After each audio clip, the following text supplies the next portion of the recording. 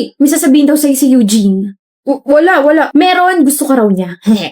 Hoy! Gusto mo ako, Eugene? Kilala mo ako? Oo, di ba nagkakalala na tayo ng grade 7 tayo? Wow. Gusto mo pag-usapan? Pag-usapan feelings ko? Naku, wag na, nakakahiya. Okay. Lucy! Nandito na eh. Pahingi lang ako ng 15 minutes mo. Aaminin ko lahat. Gusto kita, Lucy. Gustong-gusto talaga kita. Grade 7 pa lang tayo, crush na talaga kita. Alam kong opposite tayong dalawa. Nasa star section ka, tapos ako laging nasa last section. Madali ka mag-focus sa ibang bagay, tapos ako madaling ma-distract. Talented ka, tapos palagi ka representative sa labas ng school. Matalino ka, tapos ako gwapo lang. Ang ibig ko sabihin, consistent escort ako simula grade 7 hanggang ngayong grade 10. We're not perfect and things... Takting English yan. Hindi tayo bagay sa ibang mga aspetong bagay, pero perpekto ang feelings ko para sa'yo. Gusto kita, Lucy. I appreciate your bravery for confessing in front of me, Eugene. Hindi lahat kayang gawin yan, but... What? I wanna focus kasi sa studies ko. Hindi ako hahadlang sa pag-aaral mo. Gusto ko lang ilahad yung nararamdaman ko para sa'yo. Hindi mo na kita liligawan kasi alam kong focus ka sa goal mo. Distracted na nga ako, tapos dadamay pa kita. Ayos lang. Dito lang ako. I'm sorry, Eugene. Ako! Walang dapat ika-sorry. Ayos lang talaga. Ayos na ayos. Lucy! Eugene! Para hindi tayo nagkita 6 months ago, Sandali lang naman yung pagkikita na yun. Namiss pa rin kita. Pero the hair. I love the hair. Ang powerful mong tignan, architect. Hindi naman. Ang hinhin mo pa rin talaga, no? At ang ingay mo pa rin talaga, no? Ngayon ko lang na-realize na you grew up so well. 10 years na yung nakalipas, pero height mo, same pa rin. Ikot ka na ba? Ang dami naghahanap sa'yo. San si Lucy? Nakita niyo ba si Lucy? Pupunta ba si Lucy? Di ba Yuchi, BFF kayo ni Lucy? Wait, have you met... Oh! Ayun siya, tawagin ko nga. Wag na. Eugene, nandito na ang yayamaning business owner namin, si Eugene. Manahimik ka nga. Eugene, si Lucio, yung crush mo nung high school tayo. Naalala ko na ako yung may dahilan kung bakit napaamin ka bigla. You've changed, guys! Hi, Architect Lucy. Hi, Eugene. Hi lang, walang kiss. Char, sige, usap muna kayo. Catching up with the ones that got away. Yeah? Kasal ka na? Huh? This ring? No, this is just an accessory. Sinuot ko lang kasi bagay sa outfit ko. Why am I even explaining? Kasal ka na? Ito? Hindi, trip ko lang bumili ng singsang di cash sa ibang daliri ko, kaya dito na lang. Akala ko kasi kasal ka ni... Ano tong naririnig ko? Anong kasal? Ha? Anong kasal-kasal? Paano ikakasal to? Inihintay ka nitong si Eugene. Pagod na ako sa inyong dalawa. Kailan ba magiging kayo, ha? 10 taon na wala pa ring usad? Yuchi? Ikaw, Lucy, kailan mo aamin sa sarili mo na may gusto ka talaga dito kay Eugene? Na all this time, hindi ka nagkaka-boyfriend dahil hindi mo wala sa isip mo tong lalaking to. Alam mo bang one time nagreklamo sa akin to si Lucy nung high school tayo kasi bigla ka na lang daw lumayo after your confession? Ngayon, ako na magsasabi kasi nahihirapan ako sa inyong dalawa. Ako'y naiinip eh. Lucy girl, hindi lumayo sa'yo si Eugene nung high school tayo. Ano ba? Si Eugene? Never siya lumayo. He's always been there.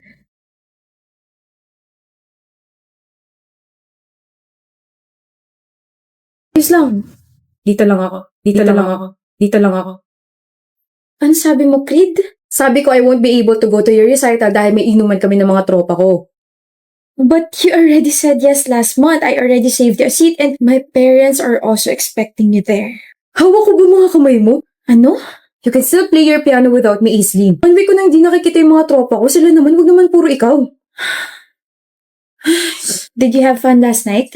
With your friends? Oo naman, sobrang saya nilang kasama. Solid talaga, grabe. Hindi mo sinabing may mga babaeng kasama. Ano ka ba, matik na yun? Tsaka mga shota nila yun. Alang na mapaalis ko sila para sa'yo, di ba? Sino yung babaeng katabi mo rito sa video na to? Ayan, tropa yan ng girlfriend ng tropa ko. Her hand is on your lap. Papamasahe kasi siya ng kamay. I'm jealous. Aislinn, kahit sino magpapamasahe sa'yo, hindi mo matatanggihan. Tsaka na kaya sa mga tropa ko ba kung ano isipin nila sa akin? Yung iisipin ko hindi mo naisip? Gahanap ka ba ng away, ha? Masyado mo pinapalaki yung gulo, bahala ka nga dyan. Chris! Creed! Finally, kanina pa kita hinahanap. Uy, Vic! Kumusta ka na? Tsaka, bakit mo ko hanap? I just wanna thank you for making me happy nung inuman. Dahil minasahe mo yung kamay ko. Ah, wala yun. I wanna invite you nga pala for dinner later. Kasama yung mga tropa. Sure! Creed, may family dinner tayo mamaya. Oh, bawal ka, Creed. Sayang naman, minsan lang tayo makompleto eh. Gagawa akong paraan. Babe, ilang beses ko naman nakakasama sa dinner sila tita. Pagbigyan mo na ako.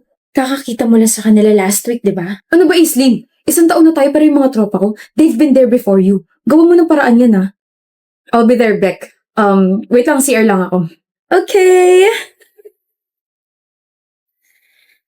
So you're Creed's girlfriend? I'm Beck. To be honest, I like your boyfriend. He's soft, he's caring, and the way he looked at me nung inuman, gosh, nakakatunaw. I wanna snatch him from you. Joke! Do it. What? Sabi ko gawin mo. Snatch him. Are you serious? Bakit parang di ka makapaniwala? Hindi mo ba inaasahan na papatulong kayo sinabi mo? Are you challenging me cause I won't back off? Sa nakikita ko is very interested sa akin. Tignan mo na lang kung paano mabaliw sa akin yung boyfriend mo. Aislinn! It's so nice to see you around dito sa campus. Nga pala, meet my boyfriend, si Creed. Hi. Hi, Creed. Hi, I hope nagsisisi ka na pinakawalan mo siya. Pinakawalan ba ang tawag sa nahuling naglolo ko siya? Sana kasi mas naging mabait ka sa akin.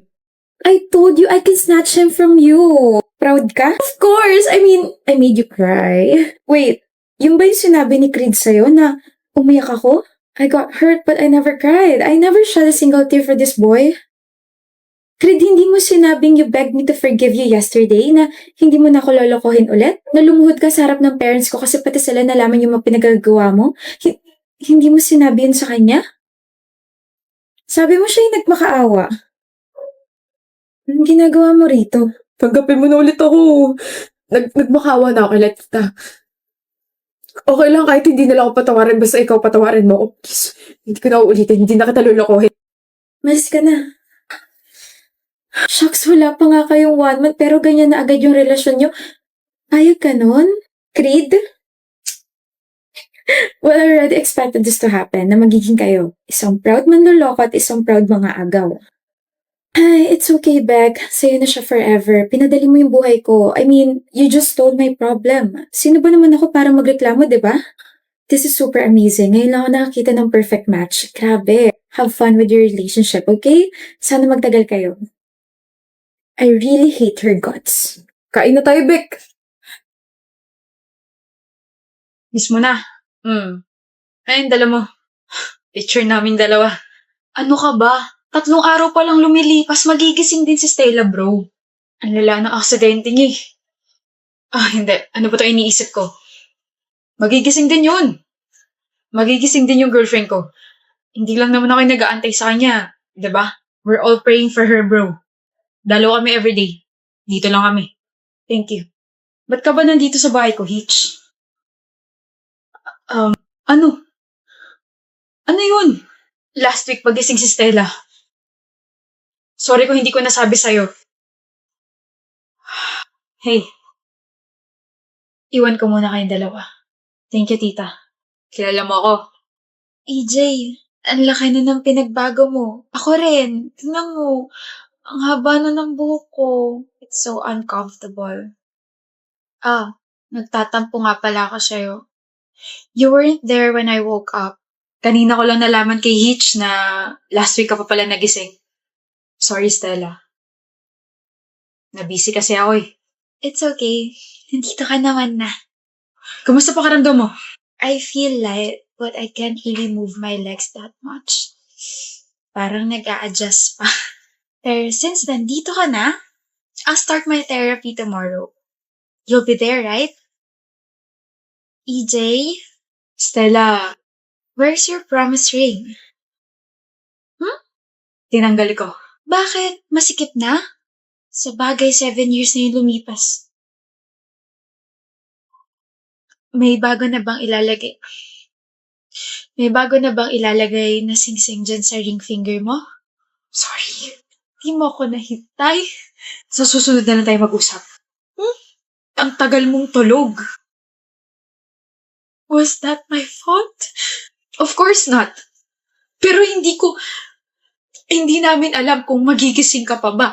I waited and waited and waited. Pero kada araw na lumilipas, pahirap ng pahirap. Sorry, Stella. Kayo na ba? Hindi pa. Then, pwede na maging kayo. EJ, I'm breaking up with you. Alis ka na. Thank you for still coming here. Nak, may alam po ba kayo? Nagpaalam siya sa akin last year pero sabi ko wala ako sa posisyon para humindi o umoo sa sinabi niya. Tsaka nak, pagkatapos nang hindi na siya dumalaw sa'yo. Ngayon na lang ulit. Bagay ba sa akin tong new hairstyle ko? Stella, pupunta ka ba? Sa wedding ni EJ? Of course not. Hindi ako tanga para gawin yon. Tama. Insensitive rin yung ex mo, no? Yung fiancé niya yung nagpadala ng invitation. Funny, right? Weh? Kapal ng mukha. Anyway, anong plano mo? Punta ka ibang bansa? Maghahanap ka na ng bagong boylet? Wala sa isip ko yon. Gusto ko ulit sumaya and bawiin yung 7 taon na nasayang sa buhay ko. I'll just travel, live, and make the most out of it. I love it. That's the spirit, Stella.